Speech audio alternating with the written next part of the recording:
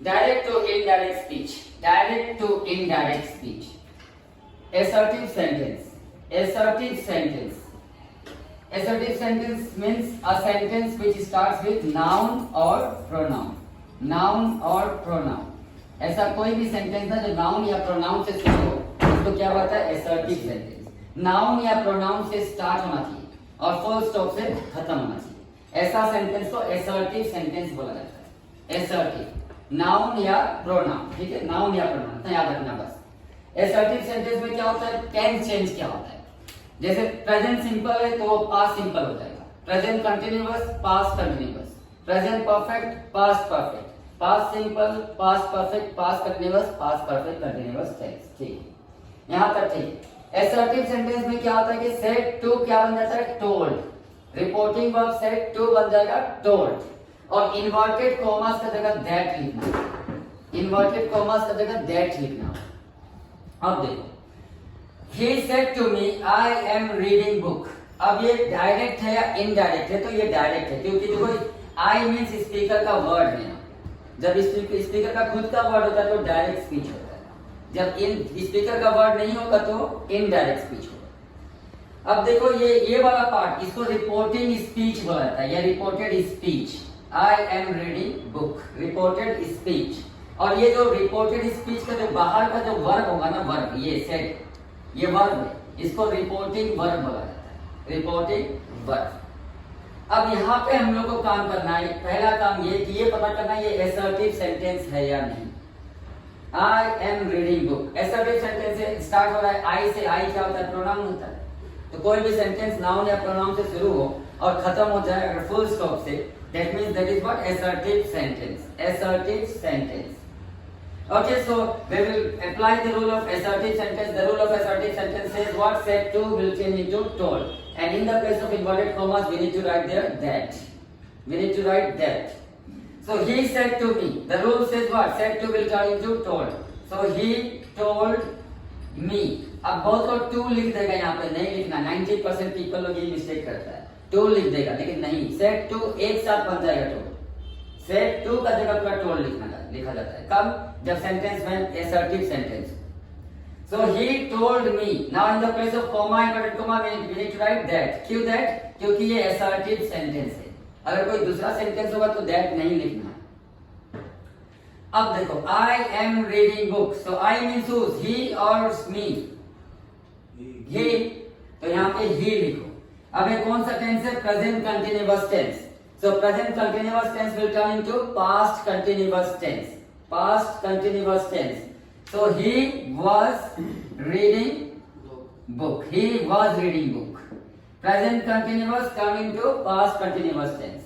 Said to will become told. Inverted commas we need to write that if the sentence is assertive sentence. Assertive sentence. He told me that he was reading book. Indirect speech because actual words of speakers are not present there. Now he said to me I play game. I play game. Assertive sentence or not? Assertive sentence है क्योंकि देखो pronoun से शुरू हुआ, full stop से खत्म हुआ. Assertive sentence ही है. Said to क्या हो जाएगा? Told. He told me. क्योंकि assertive sentence है तो said to की जगह told लिखना ही होगा. He told me that. I means he. Present simple tense है तो क्या हो जाएगा? Past simple. तो प्ले का जगह क्या हो जाएगा? प्लेड. He played game.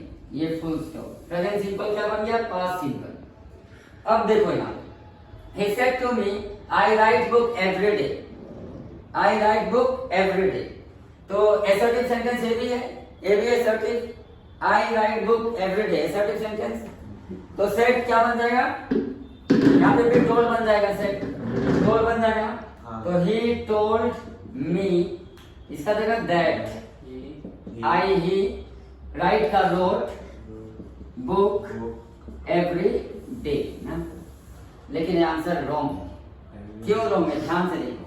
यहाँ पे एवरी वर्ड है मतलब हैबिट. जब सेंटेंस किसी का हैबिट का बारे में हो ना तो टेंस चेंज नहीं करना है. टेंस चेंज नहीं करना है.